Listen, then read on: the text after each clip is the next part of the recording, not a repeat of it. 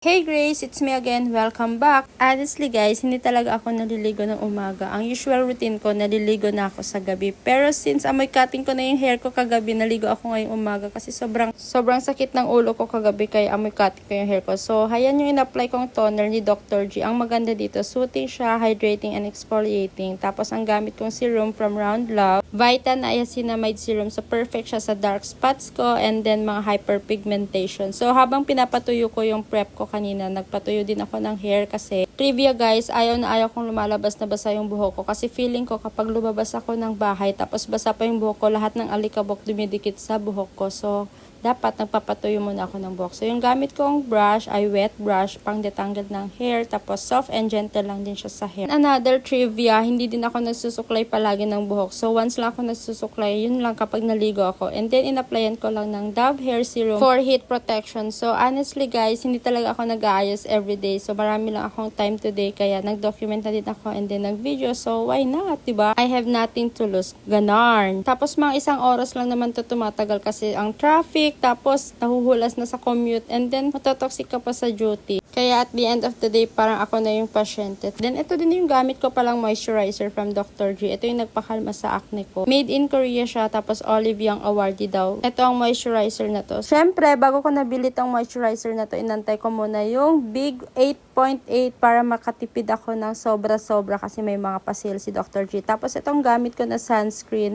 ay from Round Love na mild up lang siya. Since may acne ako, ito yung ginagamit ko para ma-calm niya din yung mga acne ko. And then may mineral siya and then zinc oxide na kasama itong sunscreen na to. May dalawa pang type ng sunscreen ni Round Love. Meron siyang hydrating at saka tone up. Pero since may acne ako, ito yung ginagamit ko para hindi na masyadong dumami yung acne ko. Kasi nakaka-stress talaga be kapag di sanay yung mukha na magka-acne. So, rare lang talaga ako magka-acne. Pero parang may hormonal imbalance yata ako. Kaya nagkaka-acne today. And then, nag-apply din ako ng konting corrector lang para sa eye bags ko na parang pinagpuyatan ko talaga yan. So, nagbunga na yung mga pinaghirapan kong eye bags kakapanood ng K-drama. So, yung pinapanood kong K-drama ngayon yung Royal Nemesis. Oh my gosh, ang ganda niya pala. So, late ko lang siya napanood. And then, yung ina-apply ko ngayon ay yung Vice Cosmetic True Wear 4D na Ultra Foundation. Wala nang brush or sponge be. Diretso na yan sa kamay kasi nagmamadali na tayo. Kasi hindi naman talaga ako magmi-makeup today pero napagtripan ko lang kasi nga madami akong time. Ganon. So, nag-apply lang ako ng konting foundation para maging smooth ang skin at sana pati ang buhay.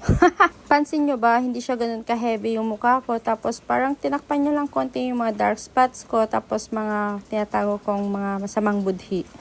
Then next, maglalagay din tayo ng konting blush on. Kasi pag wala yan, be, parang ang pale. Tapos ako yung mukhang pasyente talaga. So itong gamit kong shade ay Dahlia from Absidy Soft Blur. So meron siyang air cloud technology daw para maging smooth, tapos magaan lang sa mukha. And then, suddenly, magbe-blur na yan. So, parang pampakulay lang ng onti sa mukha. Ganun. And then, maglalagay lang tayo ng konting eyeshadow from BLK. Ito yung quad version. Pwede siyang gawing highlighter and then eyeshadow. Siyempre, konti lang ilalagay nating eyeshadow kasi hindi naman tayo makikipagent. So, parang kakulay niya lang yung skin tone ko naman yung nilagay ko. Siyempre, nabili ko na naman to ng sale noon sa pop-up store nila sa SM North. So, bali nagustuhan ko tong BLK kasi nga gustong-gusto ko si Ann Curtis as an artista. So, binili ko siya. So, ito yung ginagamit kong mascara. So, wala talaga ako masyadong eyelashes.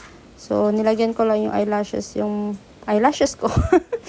Para magmukhang may eyelashes. Ano ba? So, ayan lang. So, ang ganda nitong Maybelline kasi waterproof din siya. And then, ito yung parang long-lasting talaga na mascara. So, halatang naghihirap na talaga tayo guys kasi paubos na yung lotion. So, this is my life at 28 years old.